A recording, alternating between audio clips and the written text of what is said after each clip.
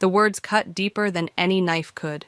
Teaching? Really, Vanessa? With your potential, you could have been running a Fortune 500 company by now. Instead, you're stuck babysitting teenagers for minimum wage. I gripped my wine glass tighter, forcing a polite smile as my sister-in-law Charlene's perfectly manicured hand gestured dismissively across my brother-in-law's elaborate dining table. Another family dinner, another round of subtle, and not-so-subtle jabs at my career choice. My name is Vanessa, and I've spent the last 8 years teaching high school English, helping shape young minds and watching students discover their potential. It's my passion, my calling. But to Charlene, it might as well be a personal insult. Actually, I started, my voice steadier than I felt.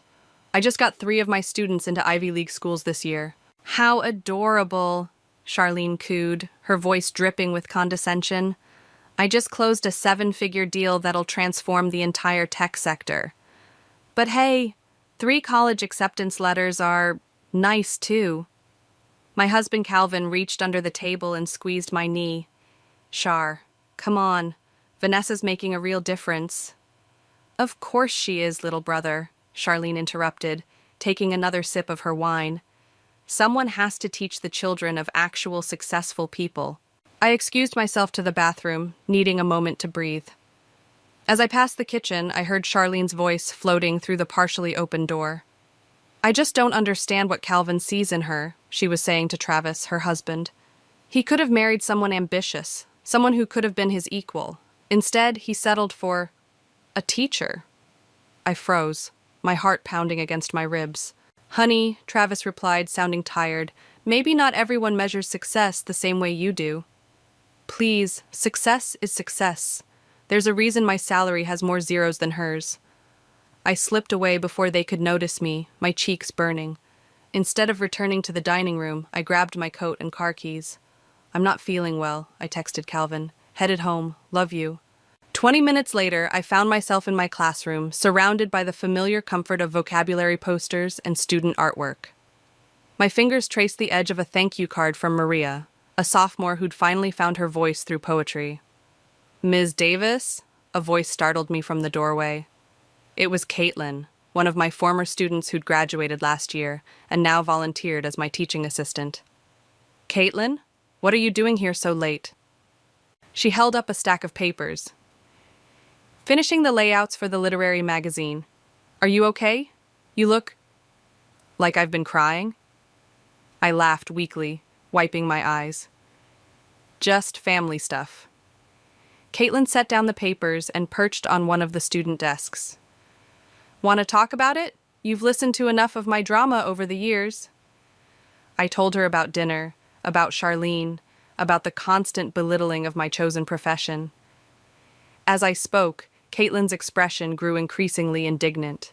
That's ridiculous, she burst out. You're the reason I'm majoring in creative writing now.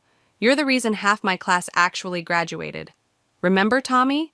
The kid everyone had given up on? He's in college now because you stayed after school for 3 months straight helping him with his essays. I smiled, remembering Tommy's graduation day, how he'd hugged me and whispered, "Thanks for not giving up on me, Ms. D." Thanks, Caitlin. Sometimes I just need a reminder of why I do this. Well, your sister-in-law sounds like she needs a reminder of what real success looks like, Caitlin said, her eyes sparking with an idea. You know what would be amazing? If you could show her how many lives you've actually changed. Like, on a bigger scale. Before I could respond, my phone buzzed with a text from Lucy, my best friend and fellow English teacher. Emergency wine and venting session? I've got chocolate. Rain check on the literary magazine? I asked Caitlin.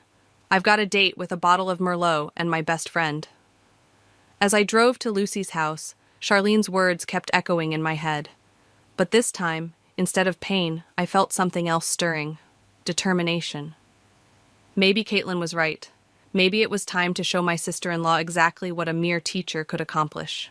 I just had no idea then how dramatically that determination would change my life, or how sweetly karma would eventually serve its justice. You've got to be kidding me, Lucy said, nearly spitting out her wine as she read the email on my phone. The National Education Reform Initiative wants to meet with you? Vanessa, this is huge. I snatched my phone back, rereading the email for the 10th time. It has to be a mistake. Why would they want me? Oh, I don't know, Lucy rolled her eyes. Maybe because your students have the highest college acceptance rate in the district? Or because that literacy program you started has spread to 3 other schools?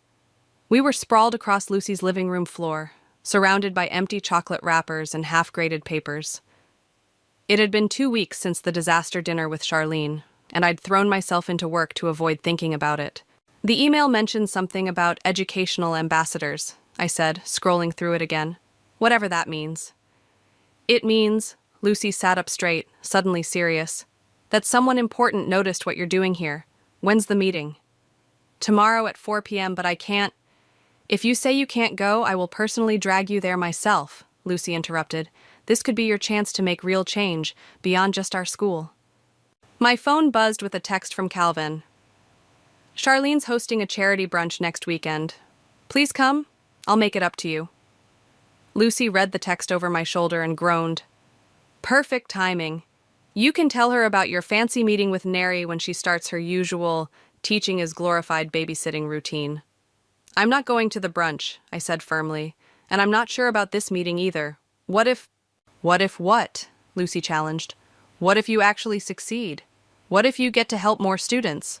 What if you prove Charlene wrong about everything she's ever said about teachers? The next day, I found myself in the gleaming lobby of a downtown office building, my heart hammering against my ribs. A tall man with salt and pepper hair approached, his smile warm and genuine. Vanessa, I'm Xander Allen, Executive Director of Neri. Thank you for coming. He led me to a conference room with floor-to-ceiling windows overlooking the city. To my surprise, there were several other people already seated around the table. These are some of our current educational ambassadors, Xander explained. They're here to share their experiences. For the next hour, I listened as teachers from across the country described their work, advocating for education reform, speaking at conferences, implementing innovative teaching methods. It was everything I'd ever dreamed of doing on a larger scale. We've been following your work, Vanessa, Xander said finally. The literacy program you developed, your success rates with at-risk students, it's exactly what we're looking for. I'm just doing my job, I mumbled. No, a woman across the table said firmly. You're doing much more than that. You're changing lives. Xander slid a folder across the table. We'd like you to join our ambassador program. You'd keep teaching, but also work with us to implement your methods in other schools. There's some travel involved, speaking engagements, policy meetings. My phone buzzed again. Another text from Calvin. Charlene says she's sorry about dinner. Please come to brunch. She wants to make amends. I stared at the message, then at the folder in front of me. Something clicked into place. What exactly would this role involve? I heard myself asking. Xander's eyes lit up. You'd be the face of educational reform in your region. We'd provide training, resources, support staff. Support staff? I interrupted, thinking of Caitlin. Of course. You'll need help managing everything. The speaking engagements alone. Speaking engagements? Conferences, fundraisers, charity events, he explained. Our ambassadors are quite in demand. My heart skipped a beat. Charity events, like the ones Charlene was always bragging about attending.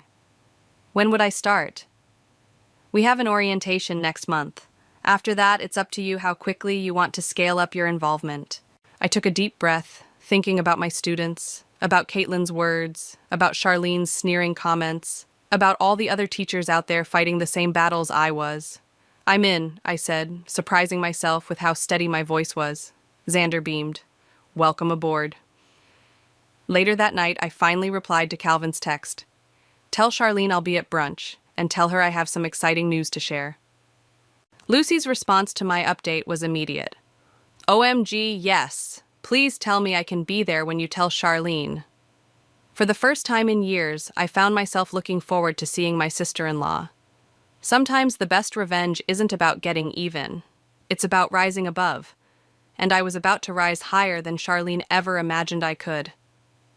And then she just sat there, mouth hanging open like a goldfish. Lucy cackled, mimicking Charlene's expression from the brunch. I wish I'd recorded it. The best part was Travis actually congratulating me, I said, sorting through a stack of business cards on my desk. Did you see Charlene's face when he said he'd always admired teachers? It had been 3 weeks since I'd dropped my ambassador news at Charlene's brunch, and the memory still made me smile. But now, reality was setting in. My classroom was becoming command central for what felt like an educational revolution. Ms. Davis? Caitlin poked her head in, now my official assistant thanks to NARY's funding. The principal from Roosevelt High is on line 1. They want to know if you can present your literacy program next month. Tell them yes, but... I was interrupted by my phone buzzing, another email from Xander. Vanessa, major opportunity. Annual Education Innovation Gala coming up. Need you as keynote speaker. Call me ASAP. Lucy peered over my shoulder. Holy, do you know what this means? Before I could answer, Caitlin rushed back in. Ms. Davis, you're trending on Twitter. That video from your speech at the state education conference, it's everywhere. I grabbed my laptop and sure enough, there was my face, passionately explaining why we needed to revolutionize how we teach literature to modern students.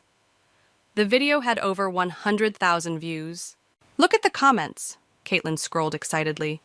This is the kind of teacher I wish I'd had. Finally, someone speaking truth about education reform.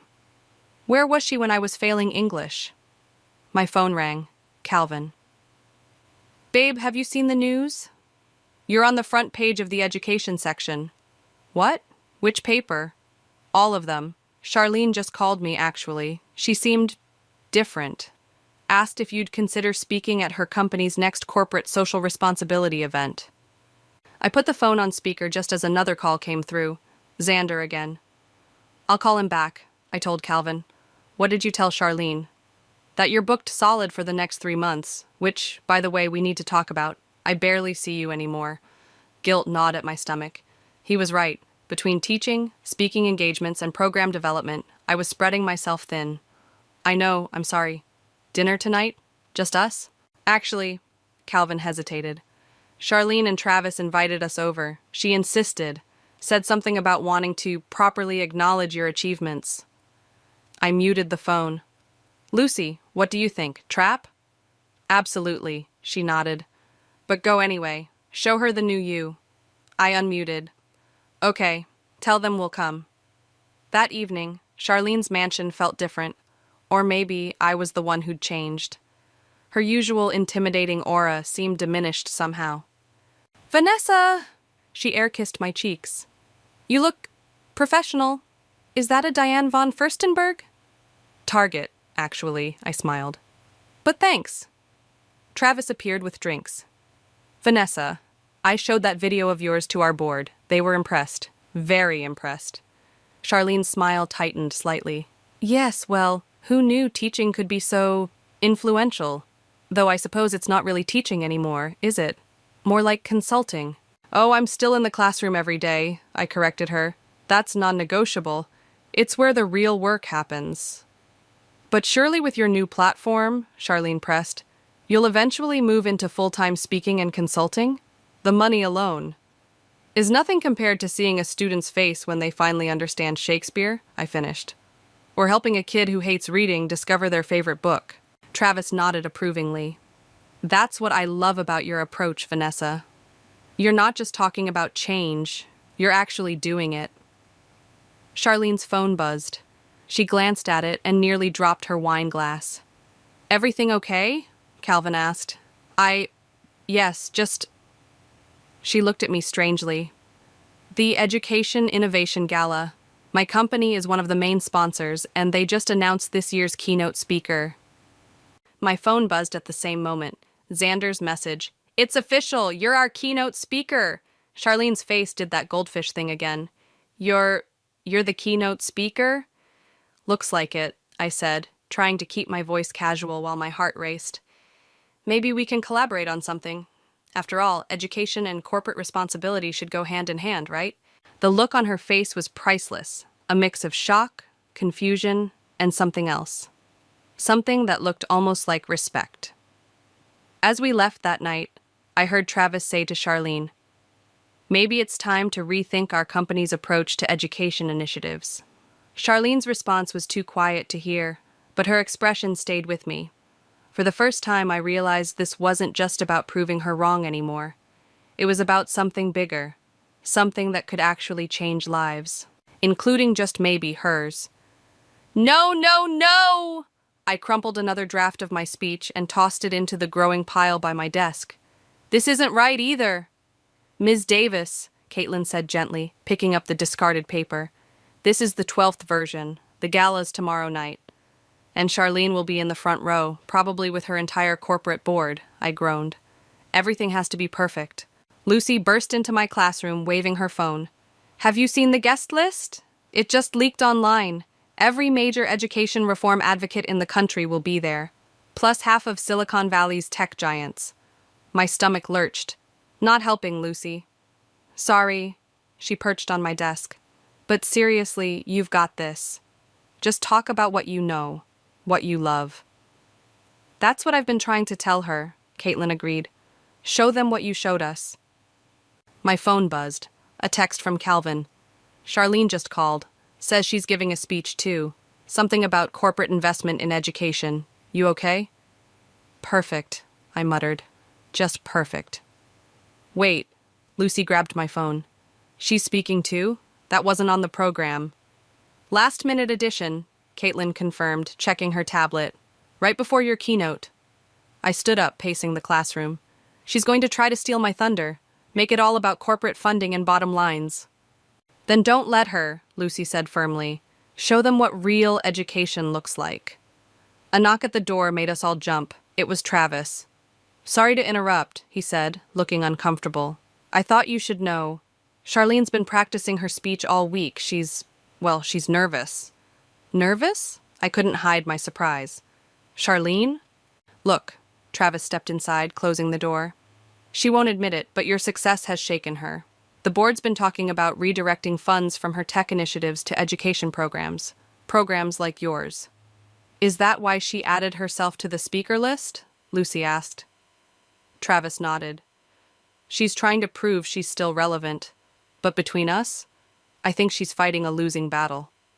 After he left, I sat back down at my desk, staring at the scattered speech drafts. Ms. Davis? Caitlin picked up one of the papers. Remember when Tommy was struggling with his college essay? What did you tell him? To write from his heart, I said automatically. To tell his truth. So maybe, she smiled, you should take your own advice? That night, I sat at my kitchen table, laptop open, fingers hovering over the keyboard. Calvin brought me tea and kissed my forehead. You know what's funny? He said. Charlene used to practice her speeches in front of me when we were kids. She'd get so worked up she'd make herself sick. I looked up. Really? Yeah, she's always been terrified of failure. That's why she pushes so hard, acts so, well, you know. Something clicked. I started typing, the words finally flowing naturally. The next evening, I stood backstage at the gala, adjusting my dress, a simple but elegant black number that Lucy had helped me choose. Caitlin appeared with water and a reassuring smile. Full house, she reported. And guess who's sitting right next to Charlene? Xander and the entire Nary board. I peeked through the curtain. Charlene was there, looking immaculate as always, but her hands were shaking slightly as she arranged and rearranged her note cards. The program began. I half listened to the opening speeches, my heart pounding. Then Charlene was introduced. She strode to the podium, every inch the confident executive. But I noticed the slight tremor in her voice as she began. Education is about numbers, she started. Return on investment. Measurable outcomes. As business leaders, we need to approach education like any other business venture. I watched the audience's reactions. Some nodded, but others shifted uncomfortably. This wasn't what they'd come to hear. 5 minutes, Caitlin whispered, squeezing my hand. I looked down at my speech. The real one, the true one. Not about numbers or outcomes or corporate buzzwords. About Tommy and Maria and every student who'd ever sat in my classroom believing they weren't good enough. And now, the announcer's voice boomed, our keynote speaker, a teacher who's revolutionizing education one classroom at a time. Charlene returned backstage, passing close enough that I caught the scent of her expensive perfume. For a moment, our eyes met. I saw something there I'd never seen before. Fear. "Good luck," she whispered, surprising us both. I took a deep breath and walked toward the podium. The spotlight hit me, and I could feel hundreds of eyes watching, waiting. "When I was a little girl," I began, my voice strong and clear, "I believed that books could change the world." The truth, my truth, was about to take center stage. And for once, I wasn't afraid of Charlene hearing it. When I was a little girl, I believed that books could change the world. Today, standing in my classroom, I know they do. My voice carried across the hushed auditorium. But it's not just about books. It's about the student who stays after class to tell you they finally understand poetry. It's about the kid who swears they hate reading until they find that one story that changes everything. From the podium, I could see Charlene in the front row, her face unreadable. Next to her, Xander was leaning forward, completely engaged. Last month, a student asked me why I became a teacher instead of choosing a real career. Scattered laughs rippled through the audience. I told her about Tommy. I caught Caitlin's eye offstage. She nodded encouragingly. Tommy was the kid everyone had given up on. Failing grades, behavioral issues, zero interest in education. But one day, I caught him drawing elaborate comics in his notebook instead of taking notes. The room was silent now, hanging on every word. Instead of confiscating his notebook, I asked him to tell me his story. It turned out he had a whole universe in his head. Complex characters, intricate plot lines. So I made him a deal. He could write his story, but he had to learn proper grammar and structure to do it justice. I saw Charlene shift in her seat, her fingers drumming nervously on her armrest. Today, Tommy's studying creative writing in college. His first graphic novel comes out next year. I paused, letting that sink in. That's what education really is. Not test scores or ROI metrics, but recognizing potential in unexpected places. Travis reached over and squeezed Charlene's hand. She pulled away. We talk about education reform like it's about systems and statistics. But real reform happens one student at a time, one breakthrough at a time.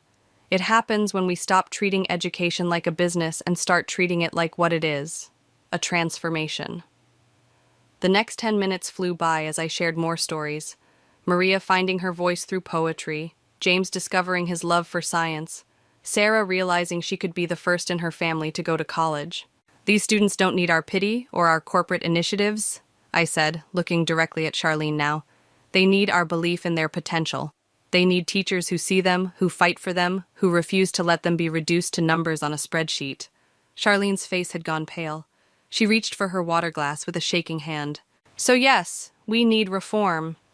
But not the kind that comes from boardrooms and bottom lines. We need reform that starts in classrooms, that recognizes teaching isn't just a job, it's a calling. And every time we dismiss it as just teaching or glorified babysitting, we fail not just our educators, but our future. The silence in the room was electric. I stand before you not just as a teacher, but as proof that one person who believes in education can create ripples that become waves. Imagine what we could do if we all believed. I stepped back from the podium as the room erupted in applause. People were standing, cheering. Xander was beaming. Travis was on his feet, clapping enthusiastically. Charlene remained seated, staring straight ahead. As I made my way backstage, Caitlin rushed to hug me. "That was incredible! Did you see their faces?" Lucy appeared, wiping tears from her eyes. "You destroyed it, and Charlene looked like she was going to—" "Excuse me." A quiet voice interrupted us. We turned to find Charlene standing there, looking smaller somehow without her usual confident posture. "Vanessa, she started, then stopped. For the first time ever, she seemed at a loss for words. "The board wants to meet with you," she finally managed. "They're talking about redirecting our entire education funding initiative. They want you to lead it." The irony wasn't lost on any of us. The woman who had dismissed my career choice for years was now watching it eclipse her own. "Charlene," I began, but she held up a hand. "Don't. Just don't." She turned and walked away quickly, her heels clicking on the polished floor. Calvin found me moments later, wrapping me in a tight hug. That was amazing, babe. But are you okay? I watched Charlene's retreating figure, remembering Travis's words about her fear of failure. I think I finally understand something about your sister. Ms. Davis, Caitlin called out. The press wants photos, and Xander says there are some people you need to meet. As I moved to follow her, I caught a glimpse of Charlene through a side door, sitting alone in an empty conference room, her face in her hands. The victory I'd imagined feeling suddenly tasted different. This wasn't the end I'd expected. But then again, maybe it wasn't the end at all. Coming, I called to Caitlin, straightening my shoulders. Whatever happened next, I knew one thing for certain. I'd found my voice, and I wasn't going to stop using it. The board wants to move forward immediately, Xander announced, sliding a thick folder across the conference table. Full funding, complete autonomy, and you'll be heading the entire education initiative. I glanced at the salary figure and nearly choked on my coffee. It was more money than I'd make in 5 years of teaching. And Charlene? I asked, trying to keep my voice neutral. Reassigned to tech development, Xander replied. She's not taking it well. It had been 3 days since the gala, and I hadn't heard a word from my sister-in-law. Calvin said she wasn't returning his calls either. Speaking of Charlene, Lucy chimed in from her spot by the window. You might want to see this. She handed me her phone. On the screen was Charlene's latest LinkedIn post. After careful consideration, I'm stepping down from my position to pursue other opportunities. She quit? I looked up, shocked. But she loves her job. Loved, Xander corrected. Things change. People change. My phone buzzed. A text from Travis. Can we meet? It's about Charlene. An hour later, I found Travis at a small coffee shop downtown, looking exhausted. She hasn't left the house in days, he said, stirring his untouched latte. Just sits in her home office, staring at her awards wall. I've never seen her like this. I never meant to. I know, he interrupted, but you need to understand something about Charlene. Everything she's ever done has been about proving herself. Her parents always told her she had to be the best, had to win at everything. When you came along, I threatened that, I finished. You didn't just threaten it. You completely upended her worldview. She built her identity around corporate success, around being the one who made it. Now, my phone buzzed again. Caitlin. Emergency at school. Need you ASAP. I found Caitlin in my classroom, surrounded by students. To my surprise, they were all former graduates, including Tommy. What's going on? We heard about the new position, Tommy said. About you maybe leaving teaching. How did you... Social media, another student, Maria, cut in. Everyone's talking about it, about how you're going to run this huge corporate program. But you can't leave, Tommy added. Who's going to help other kids like me? I looked at their faces, these students who'd become so much more than just names on a roster. Then I thought about Charlene, sitting alone in her home office, surrounded by empty achievements. Ms. Davis? Caitlin stepped forward. Remember what you told me when I was struggling with college applications? Success isn't about winning, it's about making a difference.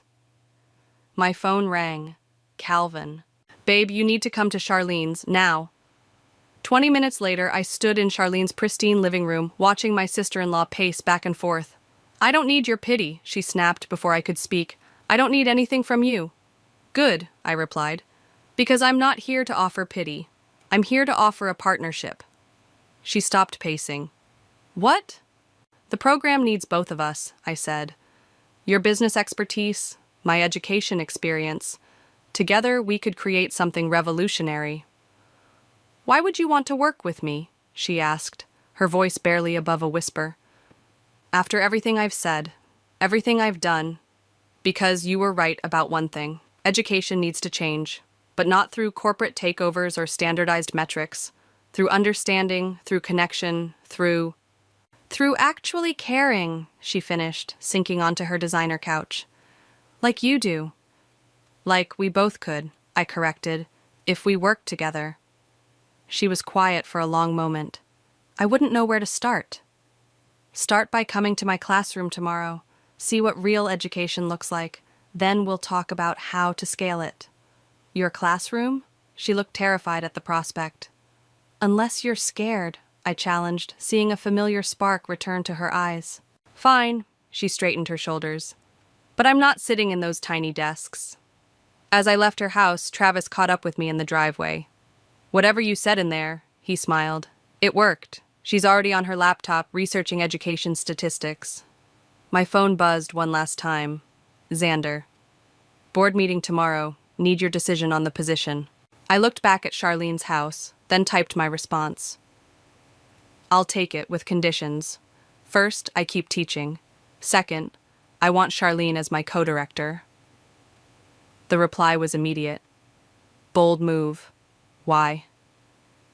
I thought about Tommy and Maria, about Charlene's empty awards wall, about the difference between winning and succeeding. Because sometimes, I typed, the best revenge is showing someone a better way to live. Ms. Davis, I think your sister-in-law is having a breakdown, Caitlin whispered, peering through the classroom door. Charlene stood in the hallway, designer suit perfectly pressed, looking like she might bolt at any second. It was her first day observing my class, and she'd already rescheduled twice. Deep breaths, I said, opening the door. Ready? This is ridiculous, Charlene muttered, but followed me inside. I haven't been in a high school classroom since you were busy being class president and valedictorian, I finished. Calvin told me. 25 students looked up as we entered, curiosity written across their faces. Everyone, this is Ms. Mitchell. She'll be observing today as part of our new education initiative. Is she the corporate lady who used to make you cry? A voice piped up from the back. Charlene flinched. I bit back a smile. Jake, what have we said about appropriate questions? Sorry, Ms. Davis. Sorry, Ms. Mitchell. I launched into my lesson on The Great Gatsby, watching Charlene from the corner of my eye. She sat rigid in her chair, taking notes on her tablet, but I could see her expression changing as the class progressed. So, I asked the students, why does Gatsby throw those elaborate parties? To show off his money, one student called out. To get Daisy's attention, another added. To prove he's worthy, Charlene suddenly spoke up. The room fell silent. He's trying to prove he belongs in their world, that he's just as good as them, better even. The students stared at her. She cleared her throat awkwardly. I mean, that's just my interpretation. No, you're right, Maria said thoughtfully. It's like when people post their achievements on social media, trying to prove something to everyone else. Or like when my mom works extra shifts to buy designer clothes she can't afford, another student added. I watched Charlene's face as recognition dawned. These weren't just random teenagers, they were insightful young people making connections she'd never considered. The discussion continued, growing more animated. To my surprise, Charlene joined in several times, offering perspectives that actually resonated with the students. After class, she remained seated while the students filed out. That was unexpected, she said finally. The part where teenagers can think deeply, or the part where you enjoyed teaching? She shot me a look, but there was no malice in it. Both, I suppose. She stood up, smoothing her skirt. I need to show you something. 20 minutes later, we sat in her home office. She pulled up a presentation on her laptop. I've been working on this since our talk, she said. A complete restructuring of the education initiative. Less focus on metrics, more on actual student engagement. See these numbers? I leaned in, surprised by the depth of her research. She'd analyzed everything from student participation rates to long-term career success correlations. This could work, I said slowly. But we'd need to keep it grounded in real classroom experience, she finished. I know, that's why... She hesitated. That's why I want to teach one class. I nearly fell out of my chair. You what? Just one, maybe a business elective or something. I need to understand this from the inside. Before I could respond, Calvin burst in. There you are. Have you seen the news? He held up his phone. The headline read, Corporate Executive Trades Boardroom for Classroom, a new model for education reform. How did they... Charlene started. One of the students must have posted about you being in class, I realized. Social media... This is perfect, Calvin exclaimed. The board will love it. Real commitment to understanding education from the ground up. Charlene looked pale. But I haven't actually agreed to... Yes, you have, I interrupted. I saw your face in that classroom today. You felt it, didn't you? The moment when everything clicks for a student? When they make connections you never expected? She was quiet for a long moment. I forgot, she finally said. Forgot what? What it feels like to learn something new, to be excited about understanding. She turned to her laptop, closing the presentation. I've spent so long trying to prove I'm the best, I forgot what it feels like to just... grow. Well, I smiled. Lucky for you, I know a great teacher who can help with that. Very funny, she rolled her eyes, but she was smiling too. But if we're doing this, we're doing it right. I want to understand everything. Curriculum development, student assessment, classroom management. Careful, I warned. You might actually end up loving it. Maybe, she admitted. But if anyone at my country club asks, I'm conducting intensive field research.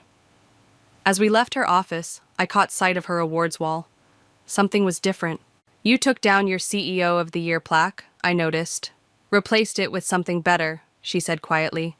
In its place hung a simple thank you card from my class, signed by all the students. Sometimes I realized the biggest victories come not from defeating your enemies, but from turning them into allies.